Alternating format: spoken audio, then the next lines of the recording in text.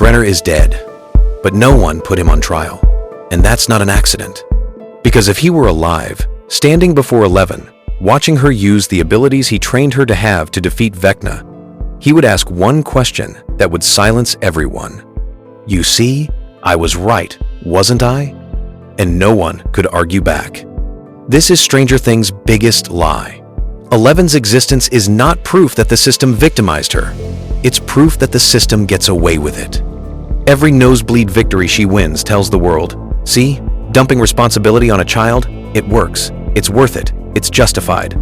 Today, I'm going to dismantle a truth everyone's been avoiding. Why does civilization always need someone who can't stop? And why is that person always a child? Let me start with a fact you don't want to admit. Civilization won't make adults bear the necessary sacrifices, because adults will question it. They'll refuse. They have unions and lawyers. But children won't. Children can be given a mission. They can be told they're special. They can be shaped into the chosen one. 11 wasn't chosen. She was the most suitable to be consumed. She's a lab number, not a citizen. She's a weapon, not a person. But here's the thing. That's not even the darkest part. The darkest part is this. Children aren't just easy to consume. They're perfect for justifying the consumption itself. When 11 successfully saves the world, all of society can breathe a sigh of relief and say, see, she did it. So this path was right. So sacrificing her childhood was worth it. The stronger she becomes, the safer the system that created her. Every victory she achieves is like the world saying, see, Brenner's methods worked. The more she looks like a hero, the less we need to ask, why must a child become a hero? 11's powers aren't her good fortune. They're civilization's immunity from self-judgment. Why did Brenner have to die? Surface answer, because he's the bad guy, and bad guys must be punished. Real answer, because he knew too much. Think about this chain of logic. 1. Brenner used brutal methods to train. 2. Because of this, 11 gained the ability to save the world. 3. Without that training, the world would have ended. 4. So, if 11's success proves Brenner's methods worked, have we already tacitly approved that some cruelty is necessary cruelty? That question is too dangerous. So the plot chose to have Brenner die in the moment he's protecting 11. It's the perfect moral cleansing. He died, so we don't need to forgive him. He died for her, so he's complicated now. Most importantly, he's gone, so that uncomfortable question disappears with him. This isn't punishment.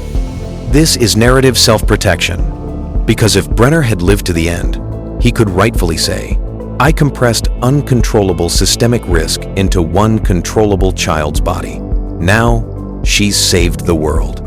So my method was correct. How would you argue against that? Maybe you'd say, if the lab hadn't messed around, there wouldn't be any monsters. Brenner opened the upside down. So 11 isn't a hero. She's just cleaning up the lab's mess. Sounds pretty solid, right? But here's what that argument misses. It exposes an even deeper problem. Why was there a lab in the first place? Because of the Cold War, because of the arms race, because if we don't discover superpowers first, the Soviets will. Why was there a Cold War? Because of humanity's fear of the unknown, our hunger for power, our obsession with, we must be stronger. You can say, Brenner shouldn't have done experiments, but you can't stop the next Brenner. You can say, the lab should be shut down, but you can't stop the next lab, because humanity's desire to explore the unknown never stops. Call it exploration if you want to sound noble. Call it colonization if you want to be honest. We explored the oceans and created pollution. We explored nuclear energy and created radiation. We explored genetics and created ethical dilemmas. We explored artificial intelligence and created who knows what. Every exploration creates unpredictable consequences. And when those consequences spiral out of control, civilization's first response isn't stop exploring. It's find someone to bear these consequences. Brenner didn't create the monsters. Humanity's greed for the unknown created the monsters. And Brenner just found the most suitable person to take the blame, a child without a voice yet. So, what 11 bears isn't the lab's mistake. She bears the price of all human civilization's desire to explore. That's why she can never stop. Because humanity will never stop exploring. And every exploration needs an 11. What is 11?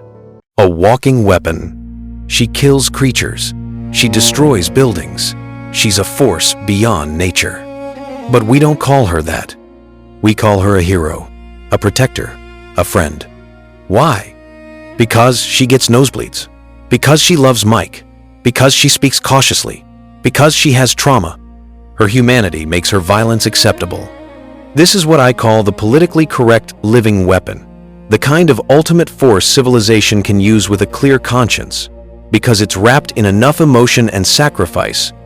If the government built a robot that used telekinesis to kill enemies, that's dangerous. That's a threat. But if it's a girl who cries, who loves, who says I'm sorry doing the same thing, that's heroism. Normal people can break down. They can give up. They can say this isn't my problem. 11 can't. The moment she stops, the world collapses. The moment she says, I don't want to, someone dies. Ability isn't power. Ability is the verdict that strips you of the right to exist meaninglessly. 11 once lost her powers. That was the first time she could be nothing. Not a savior, not a weapon. Just a girl who could live an ordinary life. Bland, safe. But the plot wouldn't allow it. Vecna appeared. She had to get her powers back. She had to shoulder the burden again. Who knows how many times 11 has used her powers so far? Maybe close to 100. How many nosebleeds? Almost every time. Unconscious? God knows. Maybe 15 times, 20 times. But no one's ever asked, what does this mean for a child's brain? No one cares. Because she won. She's not a savior. She's the world's liability waiver. As long as she exists, this world doesn't need to ask, why do we put all the pressure on a child? Why must she fix the failures of adults? And victory is the perfect excuse. Now, I'm going to say something even more cruel. Mike, Max, Dustin, Lucas, your favorite characters, they're exploiting 11 too. Don't curse at me yet. Hear me out. Every season, a threat appears. What do they do? To be honest, the writers have them explore the truth about the Upside Down. Make them, how should I put it, as useful as possible. But we know the truth. Without 11, they're just lambs to the slaughter. So 11 goes to fight, gets nosebleeds, risks brain damage. Let's seriously recall. In my memory, Mike is the boyfriend. Does he ever say, if you don't want to, we'll just run away? Basically, it's always, I don't want you to get hurt. Isn't that just correct nonsense? Why say correct nonsense? Because it's really convenient.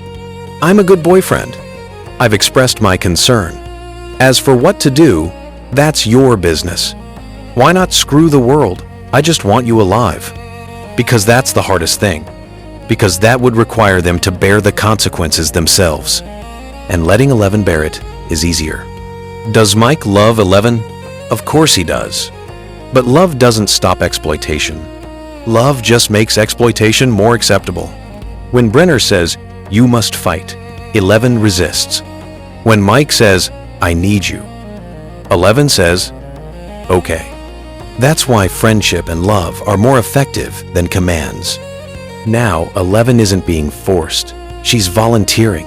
She's fighting for love. And when you watch the show, you think it's beautiful. Until now. Now you realize you've been applauding this exploitation too. When you see 11 fighting for the people she loves, you were moved, right? But you never thought, why must she choose between loving Mike and protecting herself? This is the system's most brilliant move. It doesn't need to force you. It just needs to make you love someone who needs you to sacrifice yourself. Then you'll choose sacrifice on your own. And you'll be grateful for the opportunity. This reminds me of another work, Mob Psycho 100. The protagonist, Shigeo Kageyama, is also a child with immense psychic powers. But Mob Psycho 100 gave a completely opposite answer. Having power doesn't mean you should bear all responsibility. Mob's mentor, Reigen Arataka, tells him, "You can choose to run away. You can choose not to care. Your power is yours, not the world's." Mob Psycho 100 says, "Your power is yours, not the world's." Stranger Things says, "Your power is your original sin. You must use it to atone until you die." The former might move us. The latter makes us cheer and applaud. Why? Because Stranger Things gives us what we want. Someone willing to bear the burden for us. Season 4's most insidious design is how Vecna is crafted. Henry, number 001, could have been a legitimate resistor, controlled and tormented by Brenner, forced to bear responsibilities that weren't his. He said no. Logically, he should be Eleven's mirror image, another victim who simply made a different choice. But the plot couldn't let his resistance remain legitimate. So he had to kill children, had to brutalize Max, had to enjoy the killing. Why? Because if his anger were legitimate, the audience would face an unavoidable question. Is the difference between Eleven and Vecna really the difference between good and evil, or the difference between obedience and resistance? But here's an even darker question. If Vecna's resistance is legitimate, why can't he just kill Brenner? Why does he have to kill innocent teenagers? Why does the script design it this way? Because if he only attacked the people who actually harmed him, he'd be too right. The audience would start thinking, wait, Brenner did deserve to die. The lab should be destroyed. His anger is legitimate. So the script had to make him hunt Max. A girl who never hurt him. A character the audience loves most. That way, you'll stand with the main characters without hesitation. This isn't storytelling. This is training your moral reflexes. The choice that requires the least thought, the most comfortable choice, because you've already been trained. And Stranger Things showed us part of the training camp. At the end of every season, 11 wins. The threat vanishes, friends are saved, life returns to normal. But let's look at what these victories actually prove. Every time 11 wins, it's like the world saying, "See, this system works." Has the world become more mature? No. Has the government built more effective mechanisms? No. Have adults learned self-restraint? No. Because they don't need to. Because there's 11. She's not just the system's pressure relief valve. She's the system's moral guarantor. As long as she succeeds, the following propositions remain forever true.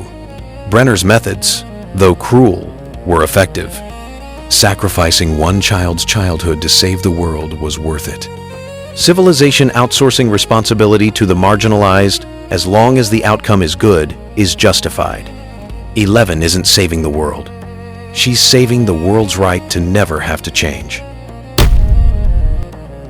Now I want to do a test. Imagine Season 5's ending. Vecna's back, stronger than before. The only way to stop him is for 11 to burn through her own life. She'll die, but the world will be saved. Mike holds her hand, crying, saying, "I don't want to lose you." 11 smiles and says, "But I have to do this, right? For all of you." She walks toward Vecna. Light flashes. She vanishes. The world is saved. At the end, everyone cries at her grave. Mike says, "She was a true hero." Camera pulls back. Music swells. The end. Now answer me honestly. Do you think people would find this ending moving? I'll tell you what would happen. Critics would applaud this ending because it's beautiful, noble, meaningful. This is how the system works. It doesn't need to force you to accept exploitation. It just needs to package exploitation as sacrifice, package extraction as mission, package consumption as meaning. Then you'll willingly buy in. You'll even cry with emotion.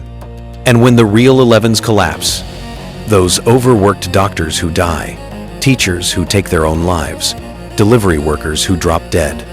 You'll say the same thing. They were great. They were heroes.